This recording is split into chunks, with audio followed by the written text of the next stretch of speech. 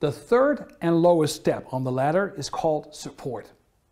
Support is about using all kinds of behavior change techniques to stimulate the desired behavior. The first lesson in organizing support is this: make sure the direct environment makes the desired behavior easy. We tend to underestimate it, and that's why I like to emphasize it. Our behavior is largely determined by the direct environment in which we function, the physical and the social environment.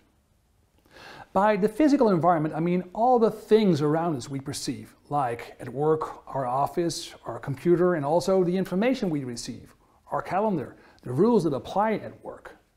All these elements can be a driving force for certain behavior or a restraining force. Many people will recognize this. You formulate an important goal and desired behavior, but because your calendar is too busy, you just don't get around to it.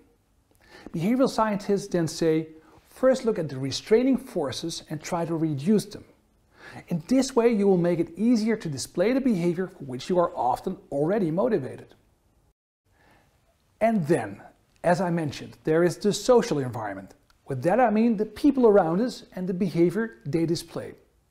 You can think of the example that a manager sets with her behavior, or the compliment you get from colleagues for the work you have done.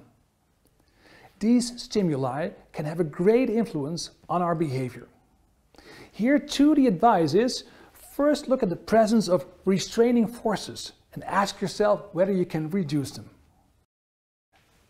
Again, the important rule is make sure that the environment in which you want to display the new desired behavior makes this as easy as possible.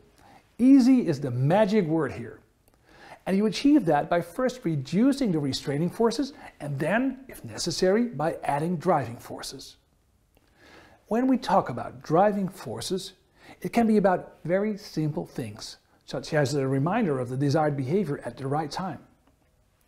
Famous behavioral economist Richard Thaler puts it like this: nobody believes that he can get up at 7 o'clock in the morning without any help, so you set the alarm clock.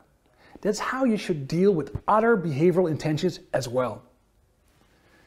Thaler and many of his colleagues recommend little pushes from the environment, so-called nudges, that will move us in the right direction.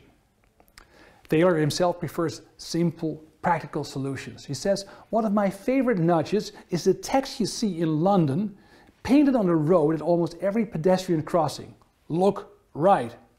He claims that this nudge has saved his life several times. So, you want to stop snacking?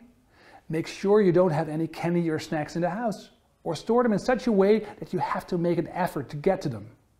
This is one example of how you can use your physical environment to achieve change. And want to get more exercise? Get a gym membership or organize recurring workouts with a few friends. That's an example of how to use your social environment. To summarize it, make sure that your immediate environment, the one you see and hear during your activities, makes performing the desired behavior as easy as possible, whether you're trying to change your own behavior or that of others.